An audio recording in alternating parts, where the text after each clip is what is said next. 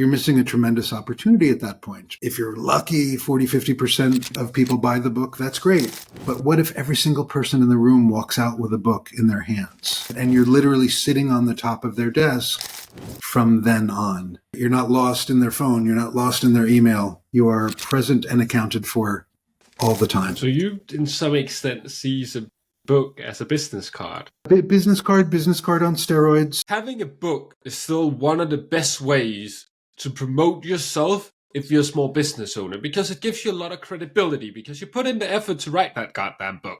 It takes time. For that reason, I got Ben on here, and he has a great strategy of how to actually have a first draft ready of a book in under 2 months, which, if you don't know the book world, is pretty goddamn fast. So stick with us today, and you're going to learn a whole bunch about how you can use books to promote your business. Maybe even a little bit before you finish the book, so you don't have to wait, which that part I love. So first of all, Ben, how did you get into the world of helping people with books? I know you were a radio host in the past.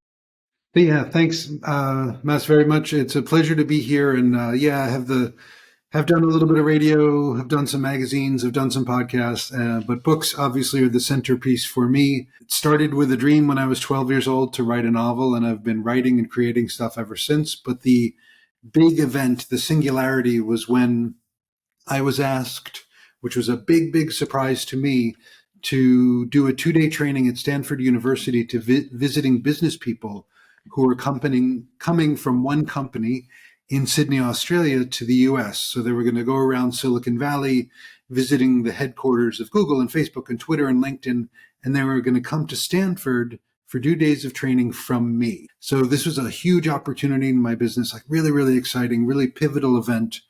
And I made the promise to the event planner. I said, hey, I really want to make this special for your people. I'm going to show up with 130 free copies of my brand new book for everyone in the audience, because they're literally coming from the other side of the world. And she said, wow, that's amazing. Thank you so much. I said, you're welcome. It's my pleasure. I really want to make this special. And we hung up the phone and I went, oh crap. I have to write that book that I just promised. And to make it even better, from the promise to the event where I needed to show up with books, I only had 6.5 weeks. And how far along were you with the book when you said, yeah, okay. Yeah, I had not written the book. It was an idea in my head. I knew I was going to write a book that year, but it wasn't even on the calendar. And suddenly there was this galvanizing event that forced me into action, or that I invited to force me into action. And I made it happen, got the book done, showed up. The event went really well. The event planning company hired me 3 more times to speak, twice at Stanford and one at the University of Washington, all in the United States. And then the audience company, right, from Sydney, Australia, they invited me to speak the following year at their headquarters. And I did 2 different events. First day in English to English speaking language. Audience, English language speaking audience, get my words in order. Second day was to a Chinese speaking audience. So I actually did that one through a simultaneous translator, which was a really, really surreal experience. Writing a book in 6 weeks, you could have told me you learned Chinese in 12, and I probably would have believed it. Like, just another thing that goes fast. But it's funny how those kind of deadlines can really have us overcome like blocks. For example, writer's block. I've had a few people recently on who I've asked them how to overcome writer's block. Mm-hmm. And one of them mentioned how journalists, they just have to publish. The other one used to be a journalist and talked about, well, we just don't have it because we can't.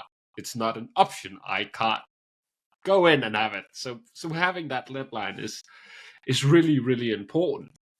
But I imagine you have a good process, or at least build a good process in that. Yeah. So at that time, that was actually how I developed my whole business, was starting with that event, because I made the process out of necessity to achieve that goal and get the book done.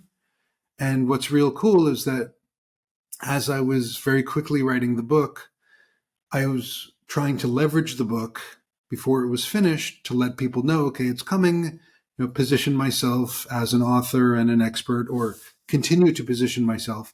So I got the book cover designed and I put it up on LinkedIn and I said, hey, I'm so excited. My next book is coming out soon.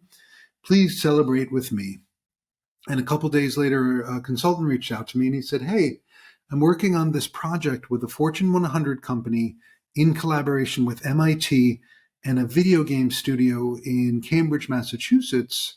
And for this Fortune 100 company, we're creating a mindfulness and empathy video game that's going to be played by 20,000 customer experience employees around the world. So we saw your book, and in my head, I'm saying to myself, you didn't see my book, you only saw the cover of my book. But either way, we saw your book, we'd like you to write the curriculum. And I went, holy crap, internally, holy crap. I said, of course I'll write the book. Of course I'll write the curriculum, right? And that turned into 10 months of consulting with this Fortune 100 company. So it was the Stanford event into the Fortune 100 experience that really helped me put this whole process together. Not only the expedited book writing part, but the methodology for getting clients and partners before the book is done, the methodology for making sure the book is going to work before it's published, and then a playbook for publishing the book the right way and doing it strategically so you can keep leveraging it throughout the entire journey. It's funny how after hosting this podcast and also hearing other people's stories, there's a bigger percentage of people that are doing what they're doing that's successful at it, where it happened by chance, than them, I'm going to do this. Like the closest I've heard to that is like they launch one product or service and then like a little side nugget, people like, no, I don't want all of this. Give me that one. I want this little thing.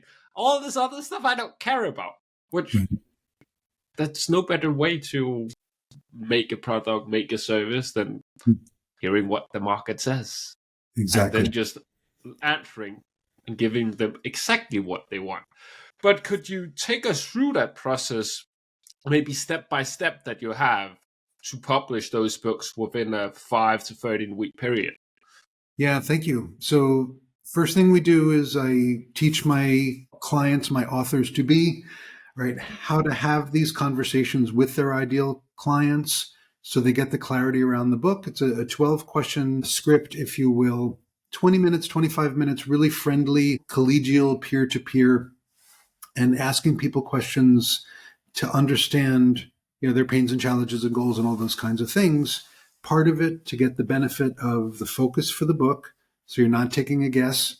Part of it is to get the language for the book, right? Because you're hearing what people are specifically saying to describe their challenges and goals and all that good stuff.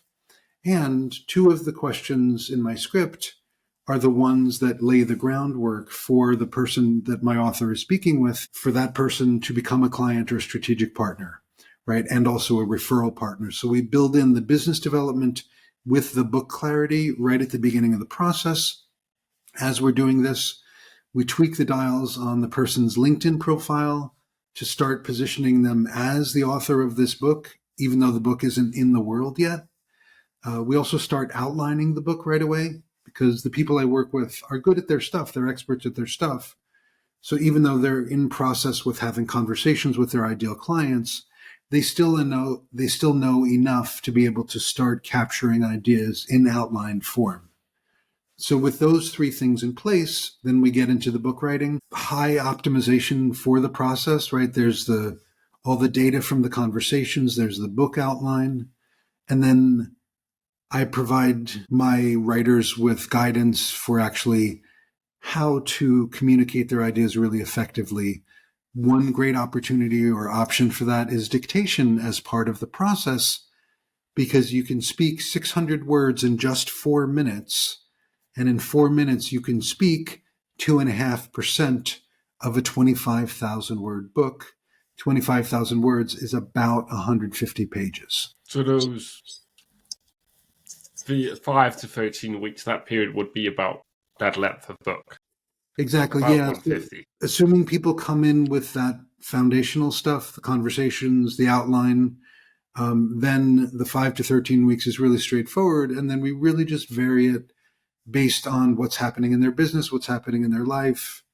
How much do they want to push a little bit more on the book to get it out the door, or work on a slower pace? And for me, slower pace is still fast because of my process. And I recommend to people 20 minutes a day, 6 days a week on your book. Make sure to take at least one day off. And if it's not 20 minutes in those little bite-sized pieces, 20 minutes times 6, divvied up throughout the week however you want. But make sure to have that day or two of rest and let your subconscious mind get into the creative process. I like that you're pointing out to have that day of rest, because sometimes as creators, business owners, we just want to go, go, go, go. It's sometimes even more stressful to rest because you feel like there's a whole bunch of things you're not doing, you're supposed to be doing. But I've also found when I take those days of rest, or even if it's a vacation for like a week, that's where the best ideas come from.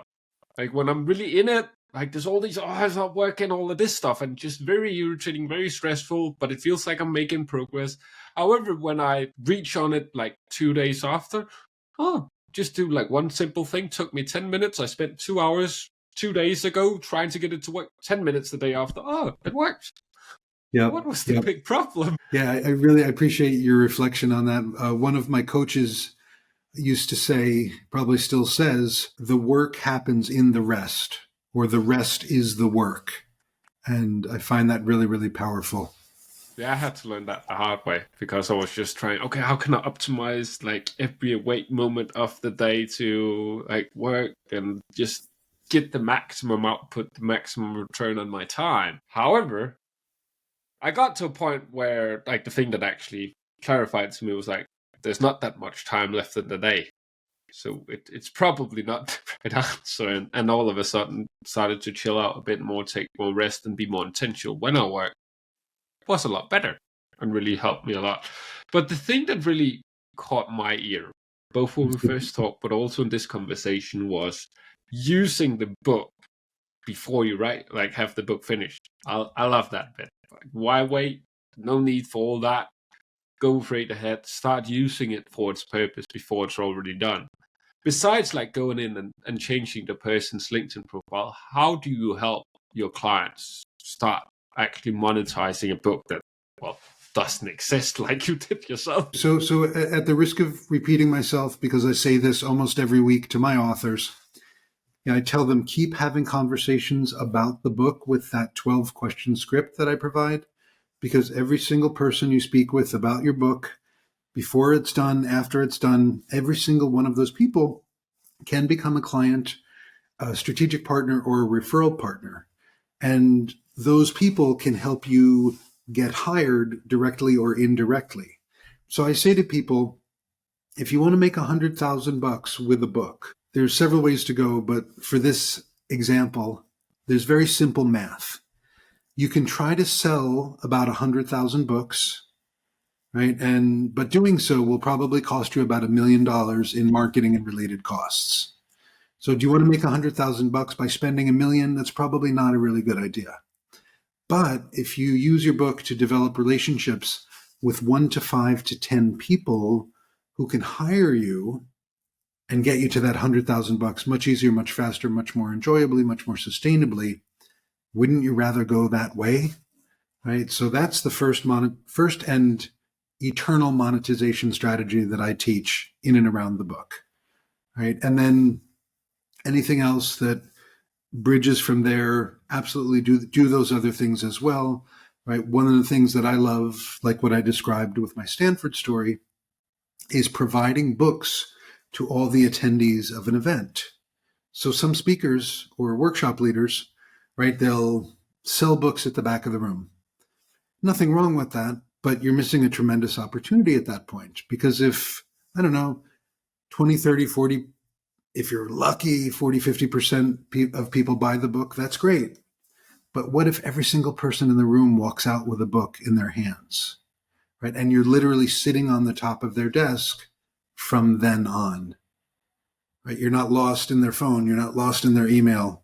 You are present and accounted for all the time. So you, in some extent, sees a book as a business card. Am I correct in saying that? Yeah, business card on steroids, Okay. and of course, something that is a platform and an opportunity to share your message and tell your story. Because sometimes people, in my experience, when they say, "Oh, book is a business card," like that's true, but they often think of it just like, "Here's I'm just dropping some information into some pages, and I'm making a book, so I have a book." And for me, yes, it's great to have that business card on steroids, and books are important. People who write them with integrity care deeply about them, right? The people I work with want to make a difference in the world with their business through how they teach, what they're offering, right? So the book is not only this business card, but it is a transformational tool both for the author and for the people who read it and benefit from the content inside. So in some way, would you say it's worth writing a book if you're just writing it to have a business card and you don't care about the content and it kind of turns out meh? I mean, people, first part of it is do whatever the hell you want, For sure. right? Do the Yeah. world. And not everybody's going to bring the intentionality that I just described to their business. Most people don't, right? And I'm not saying that critically. I just, I play in the space where, I want the outcomes to be good for everyone, good for me, good for my client, good for the world, right? And then, so for those people who are, just writing it as a business card, that's fine. Just make sure you just deliver a ton of value in that book. And whether you're helping people change their business, change their life, make sure you do a good job of it. Whether or not your bigger picture global heart is in it. I like that. I like that a lot because, well, if you, at least when it comes to content, if you just make something that's decent, better off spending more time creating less and then creating something that's really good. So people actually remember you. Because there's a bunch of okay videos, a bunch of okay posts, a bunch of okay books. Like most of them are okay. They're not like terrible. The world would have been better without them, but they're just okay. But if Yep. you really create something that stands out and that's good, great even, like people remember that. Yeah. Like there's plenty of YouTubers. There's example one. I think he uploads once or twice a year, but every time he uploads, he's trending because people know that means quality content always, never below, like it always like exceeds expectations even though they're high. So Wow. what would you say is the things, generalizing a little bit, that makes up a good book or a great book? That's a great question. Talking here to keep listeners on track, nonfiction business book is what I'm going to answer the question about, right? The books that we're talking about together today. First and foremost, I'm repeating myself, conversations with one's ideal clients to know exactly what to put in the book, to not take a guess, right? If you speak to your people, your best favorite people, right, who you can serve the best, and they tell you what they want in the book and they tell you their challenges and goals and all that goodness, that is so much of the heavy lifting for a high quality book right there. Another part is to not write a big book. I recommend less than 25,000 words as the total size of your book, because in this day and age, most people don't read whole books, especially business books, right? This is not a criticism on the author or the content, but people are busy, right? So when they're encountering a business book, most of the time they will skim or scan or jump around or start at the beginning, go to the table of contents, jump over to chapter 7. So we don't know what they're reading, how much of it they're reading, where they're entering and exiting. So because that's the case, write a 25,000 word book, right? Something that somebody could read on an airline flight, for example, right? And get that book out in the world much sooner than later. And then any word above that 25,000 word mark, save it for the next book and get another book out into the world sooner than later. And I guess if it really does amazingly, you can always make an extended version. Kind of more, like kind of they do with albums and music. Just put all the extra stuff in people that really want it. If there is like a demand for what the audience shows, the market shows that it really wants. One thing I want to ask you, because I'm one of those people, I like speaking. That's why I do a podcast. I also like doing presentations in front of real people where I can see the audience. I actually find that a lot more fun because then I can kind of interact with more people. and it's not just in the comment sections or the DMs. But I'm not the best writer. So how can you transfer that speaking skill into writing? That's a great question. And the simplest answer and the truest answer is just speak. Right? And then the slightly longer, slightly more thoughtful answer is, and this is what I teach my clients how to do, because some of my people feel like they're not a good writer or whatever the case may be, or they have a different writing voice than they do a speaking voice, right? So they're trying too hard to choose words and do all these things. And I say, look, take the book blueprint, right? I've broken it down step by step by step.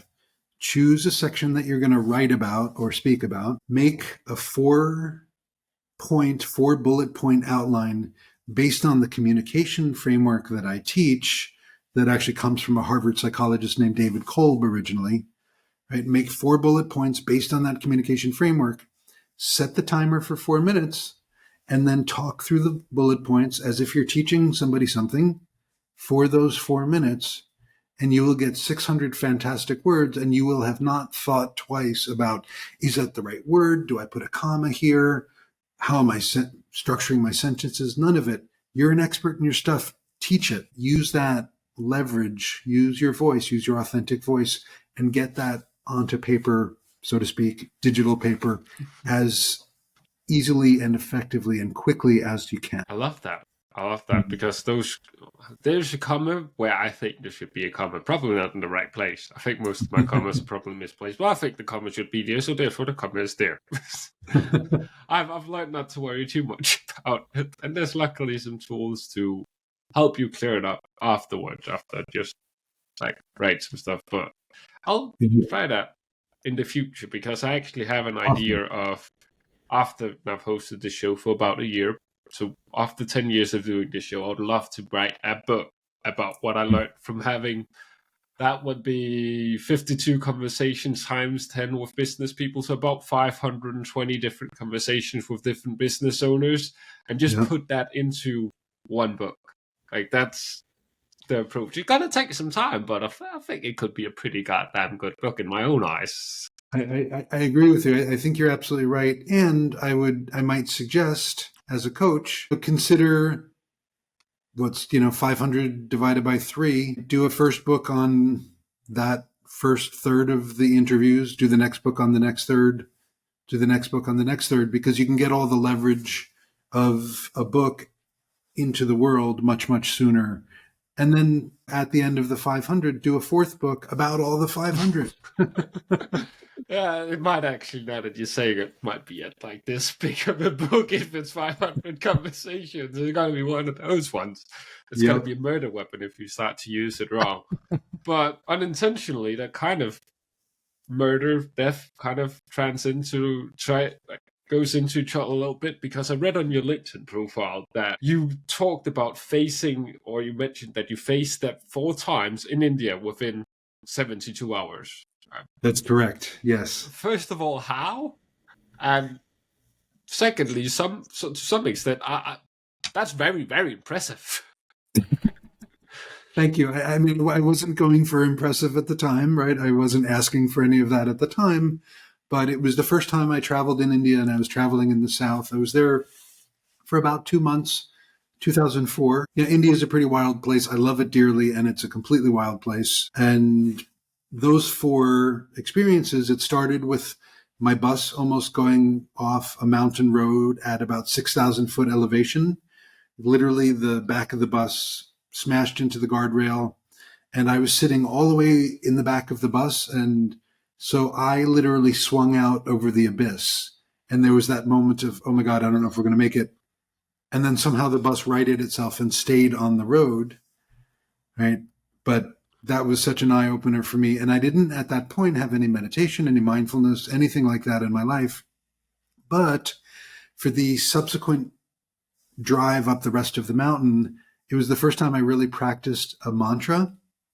Actually, 2 mantras. It was, I'm not going to die. And the second one, directed at the driver, was, you're a really good driver. You got this. We're going to make it. You're a really good driver. I'm not going to die. So that Oh, was, I yeah, have to check that my parts after that one. right. Yeah. So that was part one. And then the next day I went on a 2-day hike with a guide almost at the beginning of the hike, hiking along, and we're in a very foresty area of the mountains of southern India, and we hear all sorts of yelling from a great many people off in the trees. We can't see what's going on, and the guide turns his head, he looks at me, he says, "Run." And I said, "Run?" And he said, "Run." And we ran, honest to goodness, it might have been for 15 minutes. I mean, maybe we weren't running at that point. We're like moving quickly because we're both tired. And we got to the stopping point. I said, "What the hell was that?" And he said there was a wildfire and there was a village trying to put it out. So that was number 2. Number 3, we encountered a poisonous snake. Thank goodness I was with a guide because it was a little tiny green snake that could have given me a bad day. If And you're lucky, it sounds like. totally, totally. And the last one was encountering a mountain lion. And That one. I don't know if you know about this. The recommendation is if you see a mountain lion, you put your arms up and make yourself look bigger and yell at it. And that's what we did. And fortunately, the mountain lion ran away. Been a bad day if that mountain lion was really, really hungry and was about to test the boundaries. Exactly Well, that. it's funny how you can kind of play to the animal's intelligence by making yourself look bigger. I think same thing if like meet a polar bear, you're supposed to all club together in one big hurdle because then it's like, oh, this might be a bit bigger than what's that? I'm not so sure. Yeah, different approaches to different animals. Yeah, and with my experience of those 4 encounters, if you will, with death, different contexts, different levels, got such a gift out of that experience, those experiences. I mean, not immediately because I was just like, terrified. And, right there, that's a rough week in my eyes. Yeah. But when I had time to process it and really look at it, first of all, gratitude for life. That it's amazing to be alive. It's hard to be alive, and it's amazing to be alive. It's such a gift for however long we're here. And the second part was, and I've always been a person of service and purpose driven, if you want to use that terminology. And it was like my purpose was galvanized like never before. I knew I wanted to always be helping people, and then it just became so much more important, and impact became so much more important to me. And how can I reach more people? How can I impact more people? Excuse me. And at first it was like, I want to help 1 million people. And then I was like, wow, okay, that's kind of exhausting trying to help 1 million people. And then I took a step back and I was like, oh, but when I help people write their books and those people are helping people, reaching their employees, their networks, their communities, then I can reach a great number of people through the ripple effect. And that made it a lot more easier and enjoyable for me and much more sustainable as an entrepreneur. I like that a lot. And would you say it put you like in the way you wanted to, like, really let me do something about helping people? Was that because it kind of put things into perspective in the way of it could end tomorrow? I don't know. Most of these things I couldn't have done anything about. Like mountain lion walks the same place as us, chance. Bus nearly going off the road, chance. Snake, chance. Wildfire, chance. Not things you really can do so much about besides staying inside your house and boring yourself to death. Yeah, that's a great question. It was actually both. Right? Part of it was we don't know how long our lives will be, right? So live it, take advantage.